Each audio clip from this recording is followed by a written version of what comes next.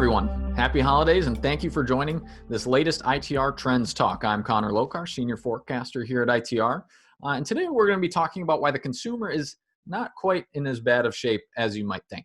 Now, this conversation stems from some recent headlines relating to the November retail sales data point in the U.S., and some of those headlines were borderline apocalyptic, and ITR doesn't have quite as negative a view out there as that.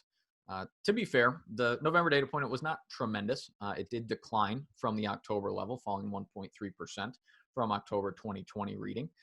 And a decline in retail sales in November is generally atypical for the month. Normally, we see, as the fourth quarter progresses, a seasonal riding cadence, but it's not without precedent. In fact, we've actually seen a negative month-to-month move in retail sales from October to November 6 other times since 1990. Now, I drew 1990 as the line in the sand there for the data I wanted to examine, just because post 1990 is generally recent for a lot of folks. So we actually see about 20% of the time there is a negative reading there for November. So not typical, not average. It was below average, but not without precedent.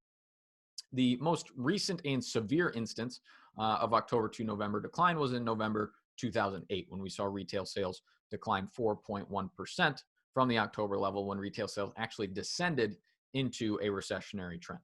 We do not anticipate a similar performance for retail sales in this cycle. In fact, in the other 5 instances, so if we look at the other 5 of the 6, excluding November 2008, the other 5 instances of a negative month-to-month move for retail sales in November since 1990, we actually saw retail sales bounce back into a phase B accelerating trend thereafter in December. And that's precisely what we expect this cycle.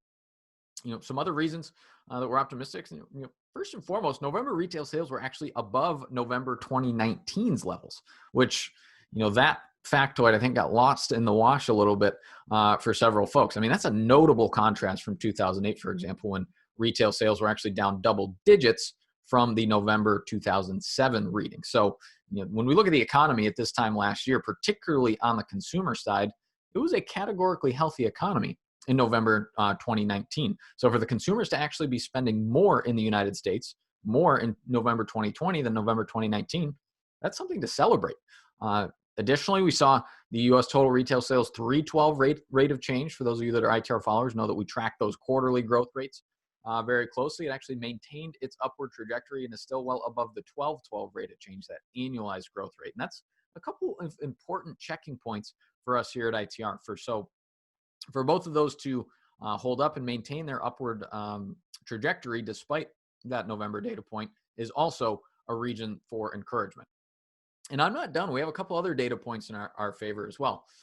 First, as an analytical response to the quick changing nature of the economy in 2020, we actually adopted a lot more weekly, more dynamic weekly indexes to track for the economy that can keep up with this crazy world that we now find ourselves living in. And a new favorite of ours is the Johnson Redbook Weekly Retail Index, which is in weekly readings through mid-December is holding strong. It's actually up modestly from the same weeks back in 2019. And this is another stark contrast from 2008, when the same weekly metric was much more foreboding in its trend line. It was actually below zero and sinking deeper into recession. So to see those weekly numbers, particularly here in December, hold up after that November data point is another check in the positive column for us. And we also have encouraging disposable income data to lean on. Disposable income, the most recent data point available, is up 5% from the same month in late 2019, indicating that the consumer still has some gas in the tank.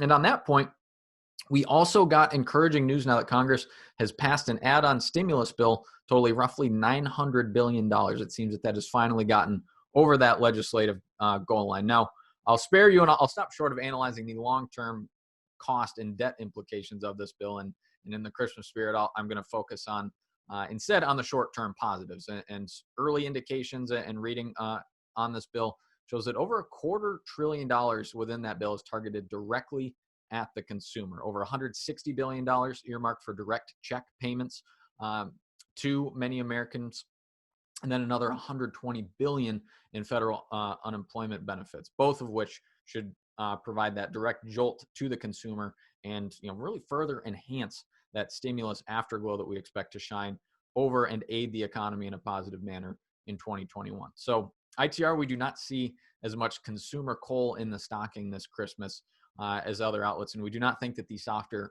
November data point precludes an ongoing recovery in U.S. gross domestic product in line with our forecast. So for us, as we close out 2020, we think that it's best to try to block out the noise, control what you can control, and really focus on recovering and rebounding conditions for your business in 2021 if you happen to find yourself positively correlated to the U.S. economy. If you don't know if your business positively correlates to the economy, we can certainly help you there. So thanks again for stopping by. Enjoy the holidays. See you on the next one.